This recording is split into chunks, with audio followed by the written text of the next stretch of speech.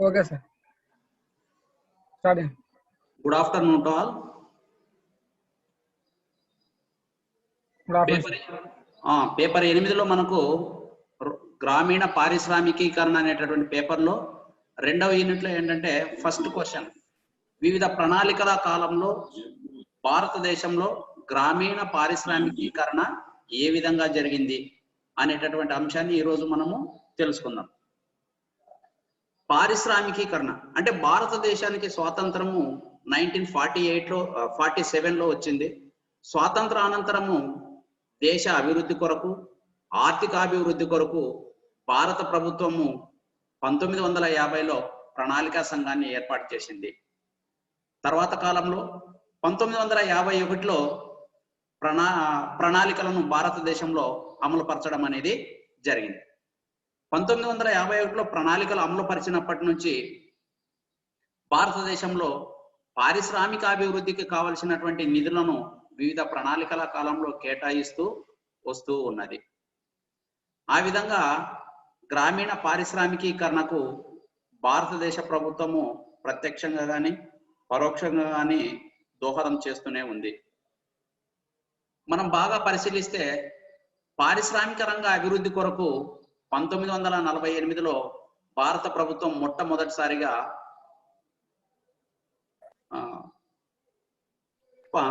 1948లో మొట్టమొదటిసారిగా భారత ప్రభుత్వము పారిశ్రామిక విధాన తీర్మానాన్ని ప్రకటించడం జరిగింది. ఈ పారిశ్రామిక విధాన తీర్మానంలో ప్రభుత్వము పరిశ్రమలను 4 రకాలుగా వర్గీకరించింది. ఈ 4 రకాలలో మొదటి 3 రకాలను ప్రభుత్వ ఆధీనంలో ఉంచుకొని చివరి 4వ రకం పరిశ్రమలను మాత్రమే కేవలము ప్రైవేట్ రంగానికి అప్పజెప్పడం అనేది జరిగింది. ఆ తర్వాత కాలంలో తిరిగి మళ్ళీ 1956వ సంవత్సరంలో 2వ పారిశ్రామిక విధాన తీర్మానాన్ని ప్రకటించింది. ఈ పారిశ్రామిక విధాన తీర్మానంలో ప్రభుత్వము పరిశ్రమలను మళ్ళీ 3 రకాలుగా లేదా 3 జాబితాలుగా వర్గీకరించింది. మొదటి జాబితాలో 17 పరిశ్రమలను, రెండవ జాబితా బిలో 12 పరిశ్రమలను, మొదటి జాబితా రెండవ జాబితాలో లేనటువంటి పరిశ్రమలన్నింటిని కూడా జాబితా సిలో ఉంచినది. జాబితా ఏ, జాబితా బి పరిశ్రమలన్నింటిని కూడా ప్రభుత్వ ఆధీనంలో ఉంచుకొని జాబితా సిను ప్రైవేట్ రంగానికి వదిలివేయడం అనేది జరిగింది. ఈ విధంగా స్వాతంత్రానికి పూర్వము, స్వాతంత్రానంతరం మొదటి ప్రణాళిక కాలంలో కూడా పారిశ్రామిక రంగ అభివృద్ధి కొరకై అనేక 2 రకాలైనటువంటి 2 పారిశ్రామిక విధాన తీర్మానాలను ప్రకటించడం జరిగింది. ఆ తర్వాత కాలంలో మళ్ళీ తిరిగి 1977-78వ సంవత్సరంలోను మళ్ళీ తిరిగి ప్రపంచవ్యాప్తంగా ఏంటంటే నూతన ఆర్థిక సంస్కరణలలో భాగంగా 1991లో నూతన పారిశ్రామిక విధాన తీర్మానాన్ని కూడా ప్రకటించింది. ఈ నూతన పారిశ్రామిక విధాన తీర్మానంలో పరిశ్రమలను అంటే ప్రపంచవ్యాప్తంగా అనేక సంస్కరణలు అనేక దేశాలలో చేపట్టడం జరిగింది. అందులో భాగంగానే భారతదేశంలో కూడా పారిశ్రామిక రంగ అభివృద్ధి కొరకై సరళీకరణ, ప్రైవేటీకరణ, ప్రపంచీకరణ అనేటటువంటి అంశాలతో భారత ప్రభుత్వము 1991వ సంవత్సరంలో నూతన పారిశ్రామిక విధాన తీర్మానాన్ని ప్రకటించడం జరిగింది. అయితే మనము క్షుణ్ణంగా పరిశీలించగలిగినట్లయితే మొదటి పంచవర్ష ప్రణాళిక నుండి ఇప్పటి వరకు కంప్లీట్ అయినటువంటి 12 పంచవర్ష ప్రణాళికలలో పారిశ్రామిక రంగము అభివృద్ధి కొరకు కేంద్ర ప్రభుత్వము అదేవిధంగా రాష్ట్ర ప్రభుత్వాలు తమ బడ్జెట్లలో నిధులను కేటాయిస్తూ వస్తున్నాయి. అయితే మొదటి ప్రణాళిక కాలంలో మొదటి ప్రణాళికను ప్రారంభించే నాటికే అంటే మనకు స్వాతంత్రం 1947లో వస్తే ఆంధ్రప్రదేశ్ రాష్ట్రము 1956లో ఏర్పడింది. అంటే 1956 కంటే ముందుగానే ఆంధ్రప్రదేశ్లో కేంద్ర ప్రభుత్వము 3 భారీ పరిశ్రమలను ఏర్పాటు చేయడం జరిగింది. Hindustan ship yard, Nizam sugar factory మరియు ఆల్విన్ సంస్థ. హిందుస్థాన్ షిప్ యార్డు మరియు నిజాం షుగర్ ఫ్యాక్టరీలు, ఆల్విల్ సంస్థనేమో హైదరాబాద్ లో ఏర్పాటు చేశారు. నిజాం షుగర్ ఫ్యాక్టరీనేమో నిజాం షుగర్ ఫ్యాక్టరీని ఆదిలాబాద్ జిల్లాలో ఏర్పాటు చేశారు. తర్వాత వచ్చి హిందుస్థాన్ షిప్ యార్డ్ ను మన విశాఖపట్నంలో ఏర్పాటు చేయడం అనేది జరిగింది. వివిధ ప్రణాళికలలో బడ్జెట్ కేటాయింపులను పరిశీలించినట్లయితే మొదటి ప్రణాళిక కాలంలో పారిశ్రామిక రంగ అభివృద్ధికి ఎలాంటి నిధులు కేటాయించినట్లు మనకు ఎక్కడ కూడా సమాచారము లభించడం లేదు. అంటే మొదటి ప్రణాళిక కాలంలో ఏమైందంటే మొదటి ప్రణాళిక వ్యవసాయ రంగానికి అధిక ప్రాధాన్యత ఇవ్వడం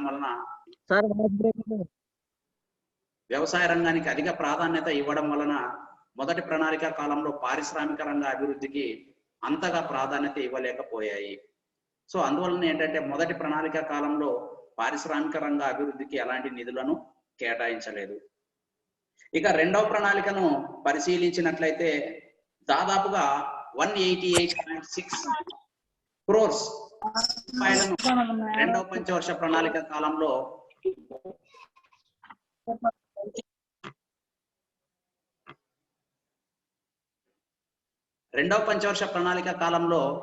దాదాపుగా 188 కోట్ల రూపాయలను పారిశ్రామిక రంగ అభివృద్ధికి కేటాయించడం జరిగింది. దీనిని శాతంలో పరిశీలించినట్లయితే పారిశ్రామిక రంగానికి కేటాయించినటువంటి మొత్తము కేవలము 5.38% మాత్రమే. అంటే ఒకసారి పరిశీలిస్తే మనకు అర్థమవుతుంది, కేవలం పారిశ్రామిక రంగ అభివృద్ధికి రెండవ పంచవర్ష ప్రణాళికలో 5% నిధులను మాత్రమే కేటాయించినట్లు మనకు దత్తాంశాలను బట్టి తెలుస్తున్నది. ఇక మూడవ ప్రణాళికను పరిశీలిస్తే మూడవ ప్రణాళిక కాలంలో దాదాపుగా రెండవ ప్రణాళికలో కేటాయించినటువంటి నిధుల కంటే రెట్టింపు నిధులను కేటాయించినట్లు మనకు దత్తాంశాలను బట్టి తెలుస్తున్నాయి. దాదాపుగా 352 కోట్ల రూపాయలను రెండవ పంచవర్ష ప్రణాళిక కాలంలో పారిశ్రామిక రంగ అభివృద్ధికై భారత ప్రభుత్వం కేటాయించడం జరిగింది. ఇది మొత్తం బడ్జెట్ లో కేవలం 4.31% మాత్రమే. సో అందువలన ఏంటంటే మూడవ ప్రణాళిక కాలంలో కూడా పారిశ్రామిక రంగానికి నిధులు అంతగా కేటాయించినట్లు మనకు ఎక్కడ కూడా దత్తాంశాలు లభించడం లేదు. ఇక నాలుగవ ప్రణాళికను పరిశీలిస్తే 448 కోట్లు, ఐదవ ప్రణాళిక నాటికి 1444 కోట్లు, ఆరవ ప్రణాళిక నాటికి 3237 కోట్లు, ఏడవ ప్రణాళిక నాటికి 5978 కోట్లు, ఎనిమిదవ ప్రణాళిక నాటికి 1,30,600 కోట్లు, తొమ్మిదవ ప్రణాళిక కాలం నాటికి 30,03,48 కోట్లు, పదవ ప్రణాళిక నాటికి 62 లక్షల కోట్లు. దాదాపుగా 11, 12వ ప్రణాళికల్లో వచ్చేటప్పటికి ఏమైపోయిందంటే లక్షల్లో కాకుండా ఏంటంటే కోట్ల పైకి నిధులను కేటాయిస్తూ రావడం అనేది జరిగింది. సో ఈ విధంగా చూసుకుంటూ వెళ్తే అంటే భారతదేశంలో ప్రణాళికల అభివృద్ధి కొరకు వివిధ ప్రణాళికలు అంటే మొదటి ప్రణాళికలో కేవలం 188 కోట్ల ఉన్నటువంటి బడ్జెట్ వనరులు 12వ పంచవర్ష ప్రణాళిక కంప్లీట్ అయ్యేసరికి 1,00,000 కోట్ల రూపాయలకు దాటిపోవడం అనేది జరిగిపోయింది. సో ఈ విధంగా భారతదేశంలో కేంద్ర ప్రభుత్వం అదే విధంగా రాష్ట్ర ప్రభుత్వాలు కూడా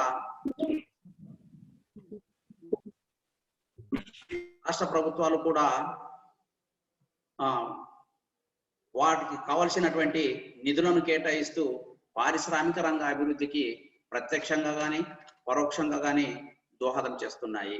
సో ఈ విధంగా బడ్జెట్ దత్తాంశాలే కాకుండా మనము వివిధ అంశాలను పరిశీలిస్తే అంటే ఆంధ్రప్రదేశ్ లో పారిశ్రామిక రంగ ప్రగతిని పరిశీలిస్తే పారిశ్రామిక రంగ అభివృద్ధి కొరకు ఆంధ్రప్రదేశ్ ప్రభుత్వం కూడా అనేక చర్యలను తీసుకోవడం అనేది జరిగింది.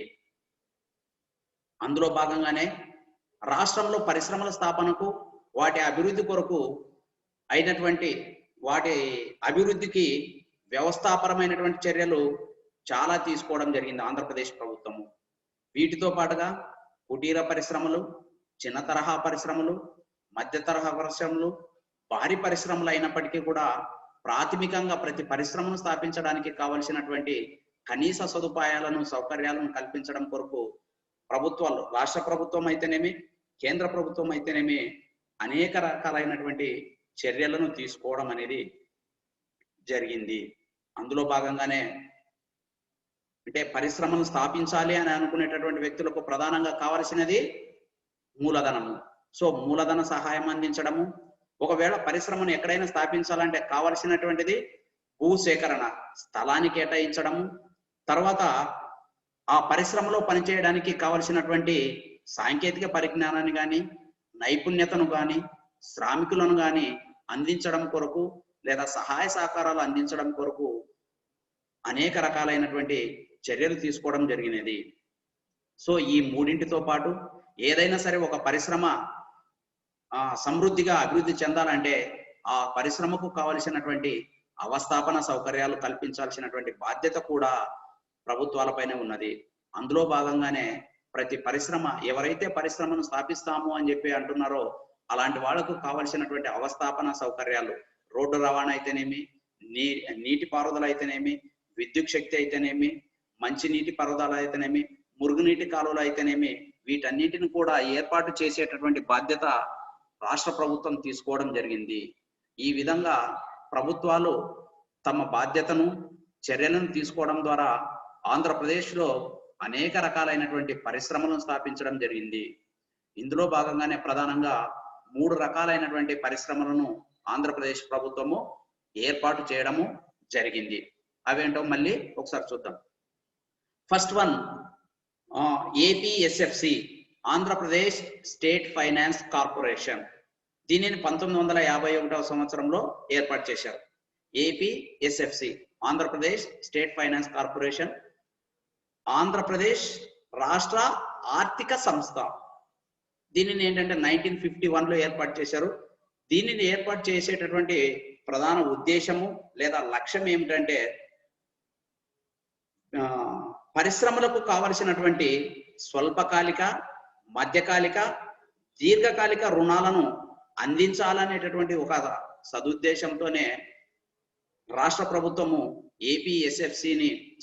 కేంద్ర ప్రభుత్వము ఏపీఎస్ఎఫ్సిని 1951వ సంవత్సరంలోనే ఆంధ్రప్రదేశ్ రాష్ట్రంలో ఏర్పాటు చేయడం అనేది జరిగింది.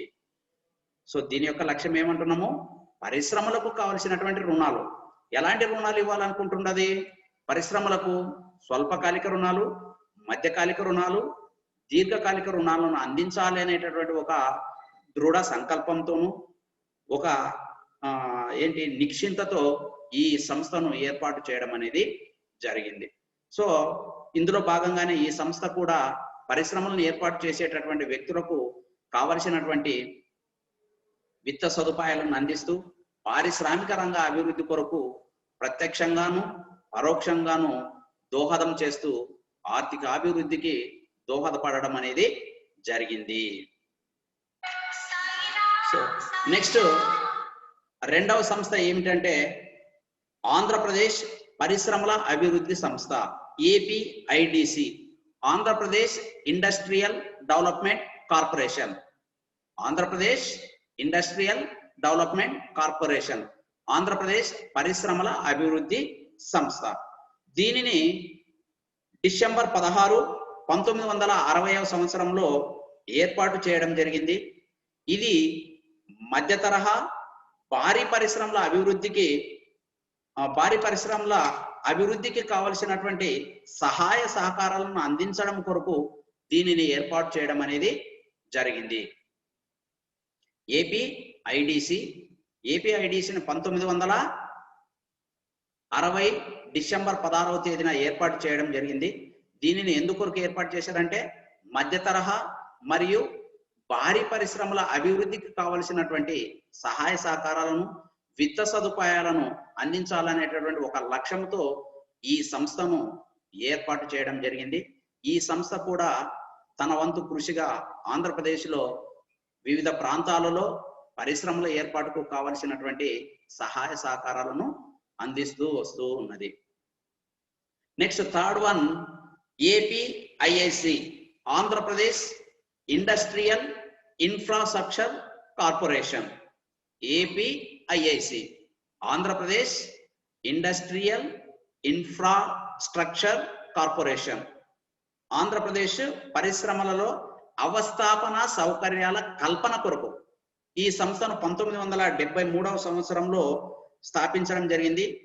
ఈ సంస్థ యొక్క ప్రధాన లక్ష్యము విత్తము కాదు.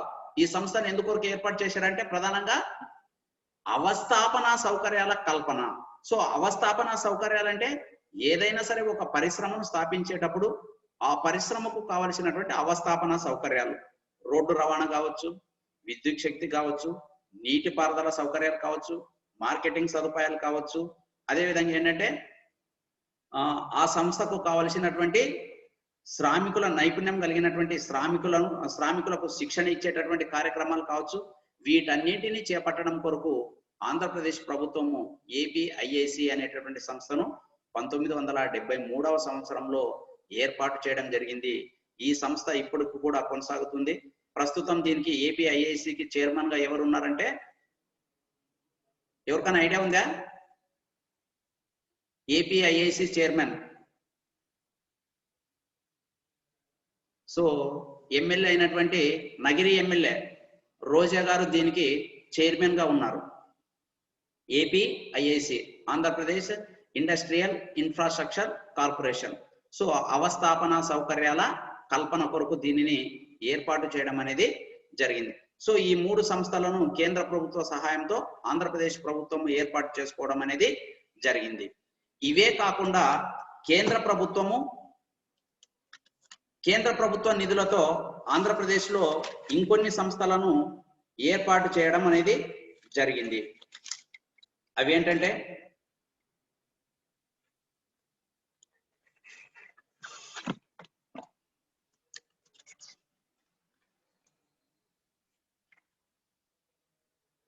(1948) విశాఖపట్నం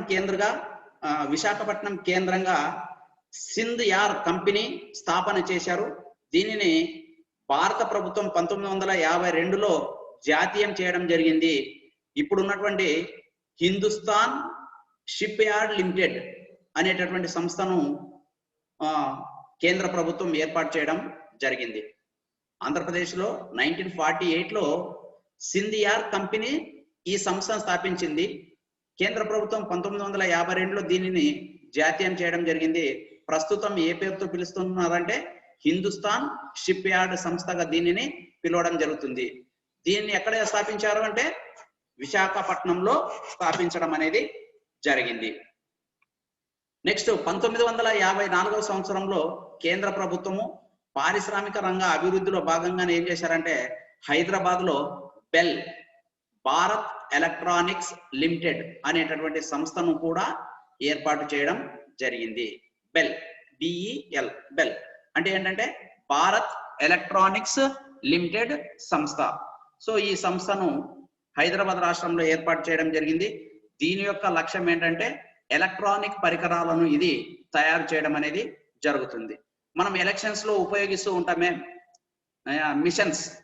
సో వీటన్నిటిని ఎక్కడ తయారు చేస్తున్నారంటే ఇక్కడ బెల్లులో తయారు చేయడం అనేది జరుగుతుంది. Bharat electronics limited. Okay. Next 1960లో విశాఖపట్నం కేంద్రంగా మళ్ళీ కేంద్ర ప్రభుత్వం ఏర్పాటు చేసిందంటే హిందుస్థాన్ జింక్ లిమిటెడ్ HZL అనేటటువంటి సంస్థను కూడా ఏర్పాటు చేయడం జరిగింది. ఈ సంస్థ ఏంటంటే పరిశ్రమలకు కావలసినటువంటి ముడి పదార్థాలతో పాటు వ్యవసాయ రంగానికి కావలసినటువంటి రసాయనిక ఎరువులను తయారు చేయడం కొరకు ఈ సంస్థను ఏర్పాటు చేయడం జరిగింది. సో ఇది Hindustan zinc limited. Next 4th one CCIL. CCIL అంటే ఏంటంటే cement corporation of India limited అనేటటువంటి సంస్థను 1964వ సంవత్సరంలో ఏర్పాటు చేయడం జరిగింది. సో దీనిని ఎక్కడ ఏర్పాటు చేశారంటే వాయిస్ కట్టేదా సార్? అరే నెట్వర్క్ ప్రాబ్లం వస్తూ ఉంది మామూలే. మరి సార్ మీదన్నా నెట్వర్క్ ప్రాబ్లం ఉండాలా, నాదన్నా నెట్వర్క్ ప్రాబ్లం ఉండాలా? ఓకే. CCIL అంటే ఏంటంటే cement corporation of India limited. దీనిని ఏంటంటే ఎక్కడ స్థాపించారంటే కడప జిల్లా ఎర్రగుంట్ల దగ్గర ఇది ఉంది. దీనిని ఎప్పుడు ఏర్పాటు చేశారంటే 1964. సో ఇది దేనిని తయారు చేస్తుందంటే సిమెంట్ను తయారు చేయడం అనేది జరుగుతూ ఉంది. And next last 5th one ఏంటంటే NTPC, national thermal power corporation అనేటటువంటి ఒక సంస్థను కూడా కేంద్ర ప్రభుత్వము ఆంధ్రప్రదేశ్ లో ఏర్పాటు చేయడం జరిగింది. సో ఈ ఎన్టీపీసీ ఎక్కడ ఉందంటే విజయవాడ దగ్గర ఉన్నటువంటి కొండపల్లి అనేటటువంటి గ్రామం దగ్గర ఉంది. దీనిని ఎప్పుడు ఏర్పాటు చేశారంటే 1975వ సంవత్సరంలో ఏర్పాటు చేయడం అనేది జరిగింది. సో దీని యొక్క అంటే NTPC, national thermal power corporation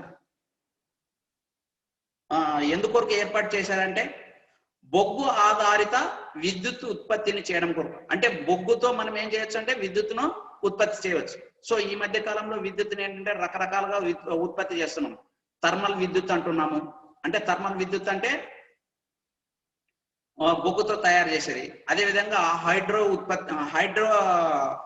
electricity అంటే నీటి ద్వారా తయారు చేయడం.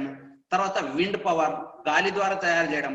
అదేవిధంగా ఏంటంటే మనం సోలార్, సూర్యకిరణాలను ఉపయోగిస్తూ కూడా మనం ఏం చేస్తున్నామంటే సోలార్ స్లాబ్స్ ని పెట్టి వాటి ద్వారా కూడా మనం ఏం చేస్తున్నామంటే విద్యుత్తును తయారు చేయడం అనేది జరుగుతుంది. సో అదే విధంగానే national thermal power corporation, so ఎన్టీపీసీని 1975వ సంవత్సరంలో బొగ్గు ఆధారిత విద్యుత్ కొరకు దీనిని ఏర్పాటు చేయడం అనేది జరిగింది.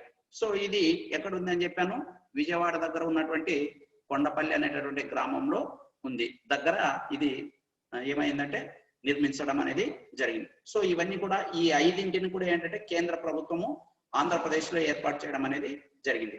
ఒకటి Hindustan shipyard, 2 Bharat electronics limited, 3 Hindustan zinc limited, 4 CCIL cement corporation of India limited, ఇది కడప జిల్లా ఎర్రగుంట్ల దగ్గర ఉంది అని చెప్పాము. 5 NTPC national thermal power corporation అనేటటువంటి 5 సంస్థలను కేంద్ర ప్రభుత్వమే కేంద్ర నిధులతో వీటిని ఏర్పాటు చేయడం జరిగింది. ఇవన్నీ కూడా ఏంటంటే పారిశ్రామిక రంగ అభివృద్ధిలో భాగంగానే కేంద్ర ప్రభుత్వం ఏర్పాటు చేసే ఈ 5 సంస్థలు ఆంధ్రప్రదేశ్ లో ఉన్నాయి. సో వీటితో పాటుగా ఏంటంటే మళ్ళీ ఆంధ్రప్రదేశ్ ప్రభుత్వము పారిశ్రామిక రంగాన్ని అభివృద్ధి పరచాలనేటటువంటి సదుద్దేశంతో కొన్ని సంస్థలను ఆంధ్రప్రదేశ్ లో ఏర్పాటు చేసుకోవడం జరిగింది. అదేంటంటే 1958లో AP state warehousing corporation అని అంటారు. సో ఆంధ్రప్రదేశ్ రాష్ట్ర గిడ్డంగుల సంస్థను స్థాపించడం జరిగింది 1957-58లో. సో వేర్ హౌసింగ్ కార్పొరేషన్, అంటే రాష్ట్ర గిడ్డంగుల సంస్థ, ఆంధ్రప్రదేశ్ రాష్ట్ర గిడ్డంగుల సంస్థ. సో వీటిని ఎందుకొరకు ఏర్పాటు చేస్తారు అంటే వివిధ ప్రాంతాలలో ఏంటంటే మనం చూస్తుంటాం గోడౌన్స్ అంటూ ఉంటాం. సో మార్కెట్లు ఎక్కడైతే ఉంటాయో ఆ మార్కెట్ల దగ్గర కానీ, మార్కెట్లో అంటే మిగిలినటువంటి వస్తు సేవలు నిల్వ ఉంచడం కొరకు కానీ, లేదా భారత ప్రభుత్వం ఏం చేస్తుందంటే FCA food corporation of India ద్వారా ఆహార ధాన్యాలను సేకరించినప్పుడు ఆ ఆహార ధాన్యాలను ఏంటంటే నిల్వ ఉంచడం కొరకు కూడా ఏం చేస్తుందంటే వేర్ హౌసింగ్స్ ను నిర్మిస్తుంది. సో ఈ వేర్ హౌసింగ్ అంటే ఏమీ కాదు, గోడౌన్స్. సో ఈ మధ్య కాలంలో ఏంటంటే ఇంతకు ముందు ఓన్లీ గోడౌన్స్ నిర్మించేవాళ్ళు. ఈ మధ్య కాలంలో వాటిల్లో ఏంటంటే ఏసీలు కూడా ఫిట్ చేయడం ద్వారా ఏం చేస్తున్నారంటే ఆహార ధాన్యాలతో పాటు ఏంటంటే వాణిజ్య పంటలను కూడా నిల్వ ఉంచుకోవడానికి అవకాశాలు కల్పిస్తున్నారు. ఈ మధ్య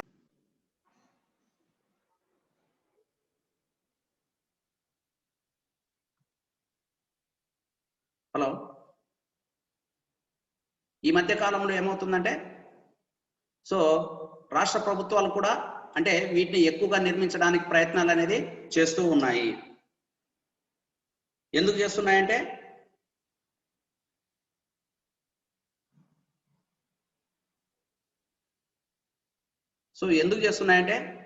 పండినటువంటి ఆహార ధాన్యాలను నిల్వ ఉంచాలనేటటువంటి ఒక సదుద్దేశంతోనే వీటిని ఏర్పాటు చేస్తూ ఉన్నారు. సో ఇవన్నీ కూడా ఏంటంటే అంటే ప్రతి మండల కేంద్రంలోనూ, జిల్లా కేంద్రాల్లోనూ, తాలూకాలోనూ, ఈ మధ్య కాలంలో గ్రామీణ ప్రాంతాలకు కూడా వీటిని విస్తరింప చేయడం అనేది జరిగింది. సో ఆ విధంగా ఏమవుతుందంటే రాష్ట్రంలో ఆహార ధాన్యాల ఉత్పత్తి నిల్వ కొరకు వీటిని ఎక్కువగా ఉపయోగిస్తున్నారు. ఓకే, నెక్స్ట్ 1976లో ఆంధ్రప్రదేశ్ ప్రభుత్వము అంటే నాసిరకమైనటువంటి విత్తనాలను రూపుమాపాలనేటటువంటి సదుద్దేశంతోనే ఏం చేసిందంటే ఆంధ్రప్రదేశ్ విత్తనాభివృద్ధి సంస్థను కూడా 1976వ సంవత్సరంలో ఏర్పాటు చేయడం జరిగింది. ఈ సంస్థ ఏంటంటే హైబ్రిడ్ విత్తనాలను తయారు చేయడానికి కానీ ఉన్నటువంటి అంటే ఏంటంటే సీడ్స్ ఏవైతే ఉంటాయో వాటన్నిటిని కూడా ఏంటంటే నాసిరకం కాకుండా జాగ్రత్తగా రైతులకు కావాల్సినటువంటి నాణ్యమైన విత్తనాలను అందించడం కొరకు ఈ సంస్థలను ఏర్పాటు చేయడం అనేది జరిగింది. అది 1976లో విత్తనాభివృద్ధి సంస్థను ఏర్పాటు చేయడం అనేది జరిగింది. సో వీటితో పాటుగా ఏంటంటే ఆంధ్రప్రదేశ్ ప్రభుత్వము అంటే కేవలము పరిశ్రమల్లో భాగంగానే ఏం చేస్తున్నామంటే అంటే మన వ్యవసాయ రంగంలో భాగంగా చెప్తూ ఉంటాం 6 రంగాలు ఉన్నాయి. అందులో భాగంగానే ఏంటంటే కోళ్ల పరిశ్రమను కూడా అభివృద్ధి పరచడం కొరకు ఏం చేసిందంటే కోళ్ల పరిశ్రమ అభివృద్ధి సంస్థను ఏర్పాటు చేసింది.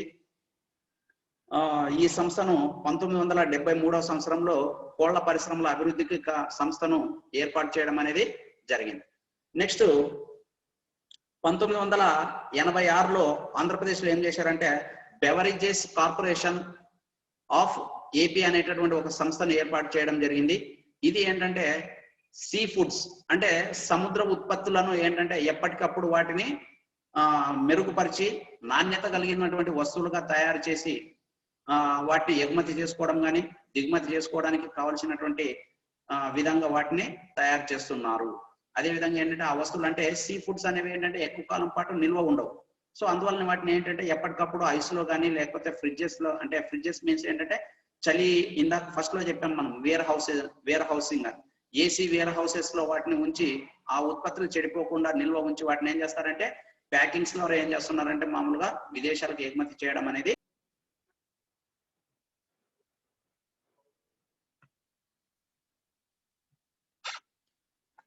ఇవే కాకుండా ఆంధ్రప్రదేశ్ ప్రభుత్వము పారిశ్రామిక రంగ అభివృద్ధి పారిశ్రామిక రంగ అభివృద్ధి కొరకు అవును సిగ్నల్ ప్రాబ్లం వస్తూ ఉంది సార్ చాలా బ్రేక్ వస్తుంది సార్. అవునా? సో ఒక 10 మినిట్స్ అయిపోతుంది క్లాస్. సో ఆంధ్రప్రదేశ్లో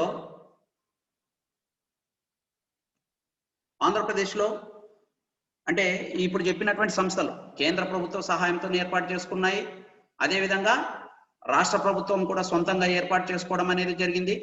వీటితో పాటు ఏంటంటే ఆంధ్రప్రదేశ్లో ఇండస్ట్రియల్ డెవలప్మెంట్ పాలసీలు అని చెప్పి ఆంధ్రప్రదేశ్ ప్రభుత్వం కూడా చేపట్టడం అనేది జరిగింది. సో ఇందులో భాగంగానే 1992లో మొదటి పారిశ్రామిక విధాన తీర్మాన ప్రకటన అనేది చేయడం జరిగింది. అంటే మనము ఫస్ట్ ప్రారంభంలో చెప్పాం 1948 ఇండస్ట్రియల్ పాలసీ, 1956 ఇండస్ట్రియల్ పాలసీ, అదేవిధంగా 1977-78 ఇండస్ట్రియల్ పాలసీ అని ఏ విధంగా అయితే చెప్పామో అవన్నీ కూడా ఏంటంటే కేంద్ర ప్రభుత్వానికి సంబంధించినటువంటి పారిశ్రామిక విధాన తీర్మానాలు.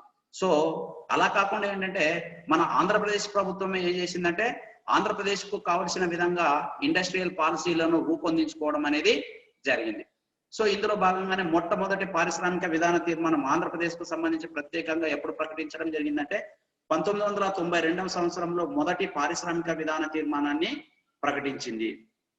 ఆ తర్వాత 1995వ సంవత్సరంలో రెండవ పారిశ్రామిక విధాన తీర్మానాన్ని, 2000 సంవత్సరంలో మూడవ పారిశ్రామిక విధాన తీర్మానాన్ని, 2005లో నాలుగవ పారిశ్రామిక విధాన తీర్మానాన్ని, 2010లో ఐదవ పారిశ్రామిక విధాన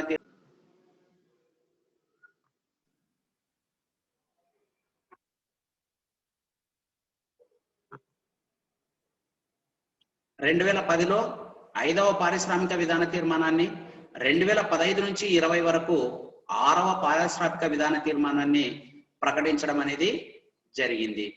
సో ఈ విధంగా ఆంధ్రప్రదేశ్ ప్రభుత్వం కూడా గ్రామీణ పారిశ్రామికీకరణ అంటే ప్రత్యేకంగా ఏంటంటే గ్రామీణ ప్రాంతాలలో పరిశ్రమలను ఏర్పాటు చేయడం కొరకు, గ్రామీణ ప్రాంతాలలో పరిశ్రమలను ఏర్పాటు చేసేటటువంటి వ్యక్తులకు సహాయ సహకారాలను అందించడం కొరకు అనేక రకాలైనటువంటి పారిశ్రామిక విధాన తీర్మానాలను కూడా ప్రకటించడం అనేది జరిగింది.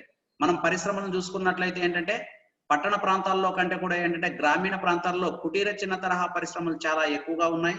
వాటితో పాటు ఏంటంటే వ్యవసాయ ఆధారిత పరిశ్రమలు ఉన్నాయి, వ్యవసాయ అనుబంధ పరిశ్రమలు ఉన్నాయి, వ్యవసాయ ప్రాసెసింగ్ పరిశ్రమలు ఉన్నాయి. అదేవిధంగా ఏంటంటే పారిశ్రామిక రంగానికి ముడి పదార్థాలను అందించేటటువంటి పారిశ్రామిక రంగ పరిశ్రమలు కూడా ఉన్నాయి. సో ఇవన్నీ కూడా ఏంటంటే గ్రామీణ ప్రాంతాలలో ఎక్కువగా కేంద్రీకృతమై ఉన్నాయి. ఒకవేళ మనం ఏంటంటే ఈ పరిశ్రమ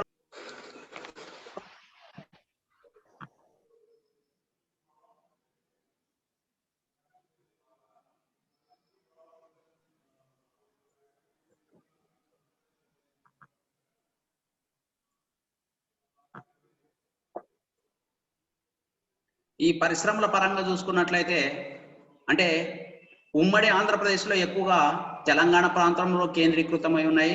తర్వాత వచ్చేసరికి కోస్తాంధ్ర ప్రాంతంలో ఉన్నాయి. అంటే ప్రాంతాల వారిగా చూసుకున్నట్లయితే తర్వాత వచ్చేసరికి మన రాయలసీమ ప్రాంతంలో పరిశ్రమలు అనేవి కేంద్రీకృతమై ఉన్నాయి.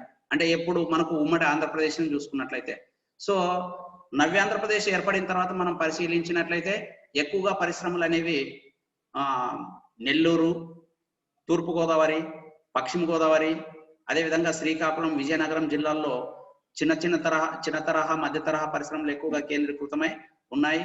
ఇంకా రాయలసీమ ప్రాంతంలో కూడా ఏంటంటే వ్యవసాయ ఆధారిత పరిశ్రమలు అనేవి ఎక్కువగా కేంద్రీకృతమై ఉన్నాయి. అందువలన ఏంటంటే ఎక్కువగా కుటీర చిన్న తరహా పరిశ్రమలన్నీ కూడా ఎక్కువగా వ్యవసాయ రంగంపైనే ఆధారపడుతూ తమ యొక్క ఉత్పత్తులను కొనసాగిస్తూ ఉన్నాయి. సో ఈ విధంగా ఏమవుతున్నాయంటే ఆంధ్రప్రదేశ్ ప్రభుత్వము పారిశ్రామిక రంగ అభివృద్ధికి, పారిశ్రామిక రంగం ఎప్పుడైతే అభివృద్ధి చెందుతుందో ఆటోమేటిక్ గా సేవల రంగం కూడా అభివృద్ధి చెందడానికి అవకాశం ఉంటుంది.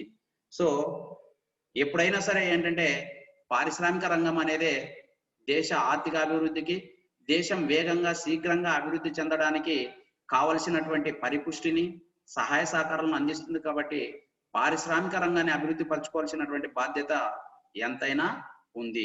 సో ఇవన్నీ కూడా ఏంటంటే వివిధ ప్రణాళికల కాలంలో ఆంధ్రప్రదేశ్ లో స్థాపించినటువంటి సంస్థలు, అంటే రాష్ట్ర ప్రభుత్వం సొంతంగా స్థాపించుకున్నటువంటి సంస్థలు, అదేవిధంగా కేంద్ర ప్రభుత్వం స్వతహాగా కేంద్ర ప్రభుత్వం సహాయంతో ఏర్పాటు చేసుకున్నటువంటి సంస్థలు, సంపూర్ణంగా కేంద్ర ప్రభుత్వమే ఏర్పాటు చేసినటువంటి సంస్థల ద్వారా ఆంధ్రప్రదేశ్ లో గ్రామీణ పారిశ్రామికీకరణ అనేది వేగంగా అభివృద్ధి చెందుతూ ఉందని మనము చెప్పవచ్చు. ఓకే, మనం ప్రణాళికల కాలంలో కూడా చూసాము. మొదటి ప్రణాళిక కాలంలో ఏంటంటే పరిశ్రమల స్థాపన అనేది అంతగా లేదు. రెండవ ప్రణాళిక కాలంలో ప్రారంభం, అంటే మనము ప్రణాళికలను మనము యాక్చువల్ గా 5th సెమిస్టర్ లో మనం డిస్కస్ చేసాము. మొదటి ప్రణాళిక కాలంలో వ్యవసాయ రంగానికి అత్యధిక నిధులు కేటాయించడం ద్వారా పారిశ్రామిక రంగాన్ని నిర్లక్ష్యం చేశారు. అందువల్ల ఏంటంటే పారిశ్రామికీకరణ అనేది జరగలేదు.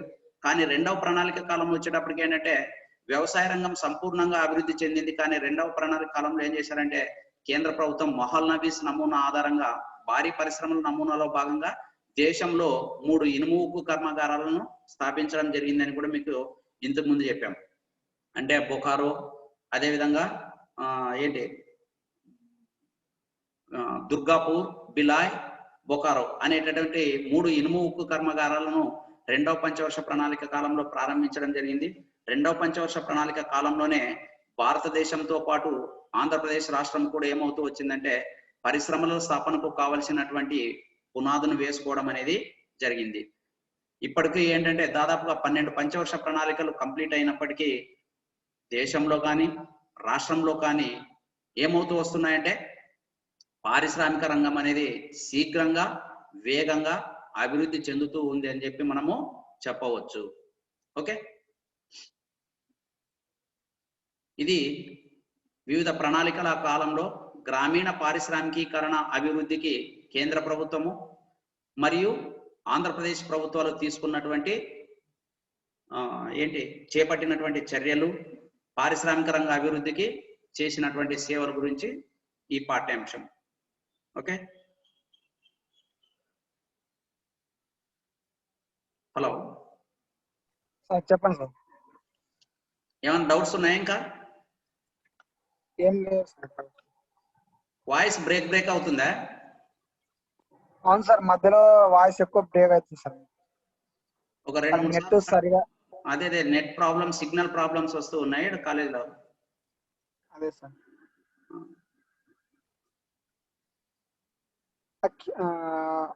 మరి కింద చెప్పినప్పుడు రావట్లేదు సార్, పైన మీరు క్లాస్ లో చెప్పినప్పుడు వస్తున్నాయి. మార్నింగ్ చెప్పినప్పుడు ఏం ప్రాబ్లం రాలేదా? కొంచెం బెటర్ సార్. అవునా? ఎందుకంటే వీడియో క్లారిటీ రావడం లేదు. అవును సార్. అవును సార్.